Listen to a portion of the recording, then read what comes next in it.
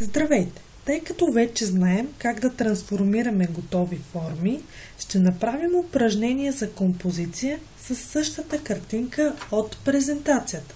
Условието е да се пресъздаде композицията на картинката чрез готовите форми на Photoshop. Ето я и картинката. Аз ще започна с рамката, а след това ще направя всеки цветен елемент по-отделно, ще ги подредя както е показано, за да получа композиция. И ще започна. Започвам с елемент от готовите форми.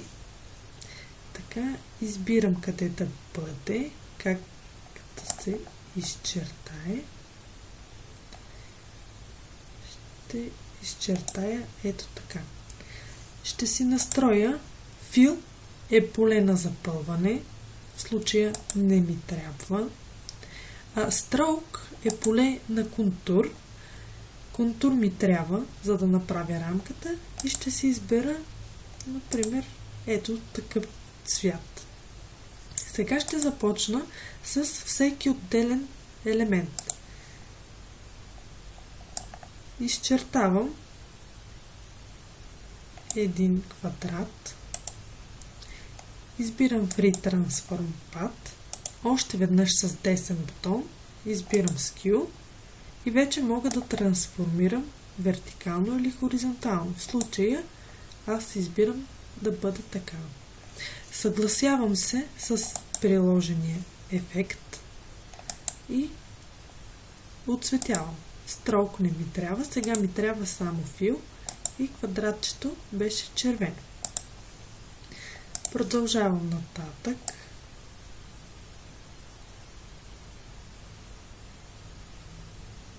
Така. Free Transform. Десен бутон. Избирам Skew. Сега ще преоразмеря ето така. Ще се съглася с приложения ефект. И това триъгълниче беше зелено. Ето, мога да си включвам картинката, за да виждам как да си го направя.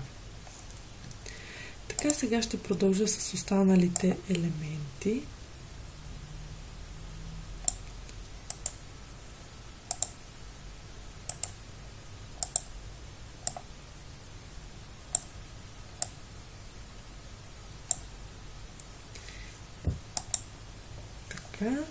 Този елемент беше зелен. Добре.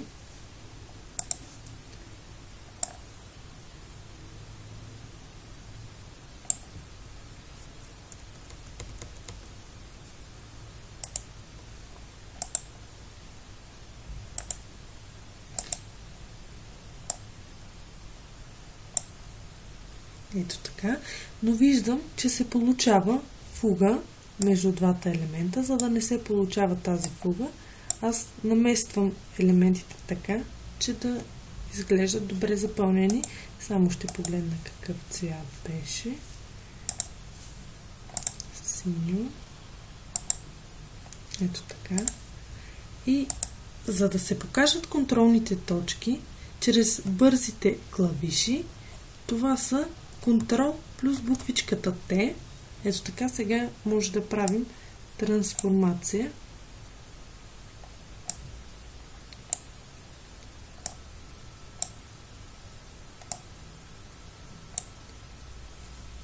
Ето така.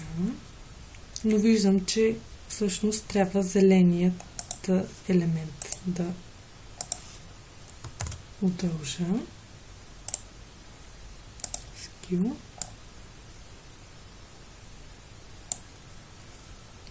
Ето така. Сега ще продължа нататък.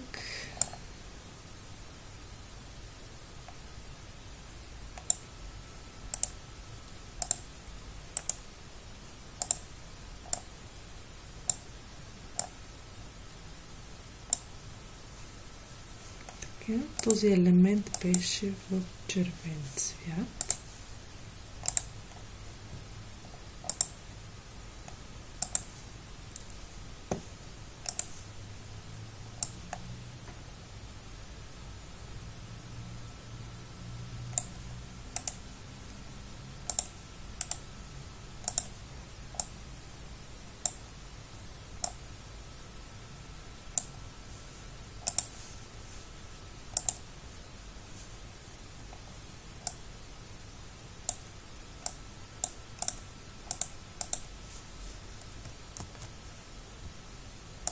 Виждам, че трябва да увелича малко този елемент, защото от него идва фугата.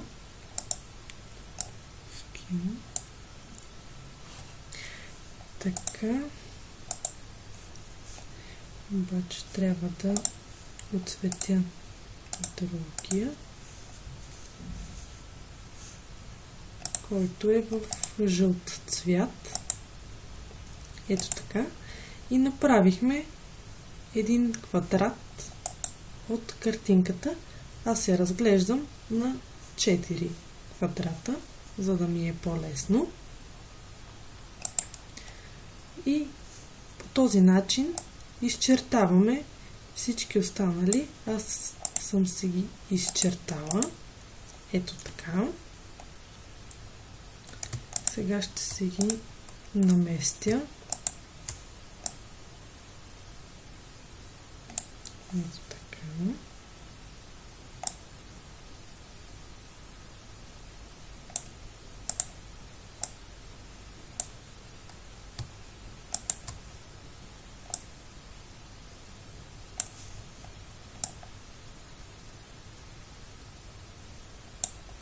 И малко ще ги увелича, защото виждам, че са по-малки от останалите. Ето така. И по този начин получихме композицията от картинката. Това е всичко. Опитайте отново.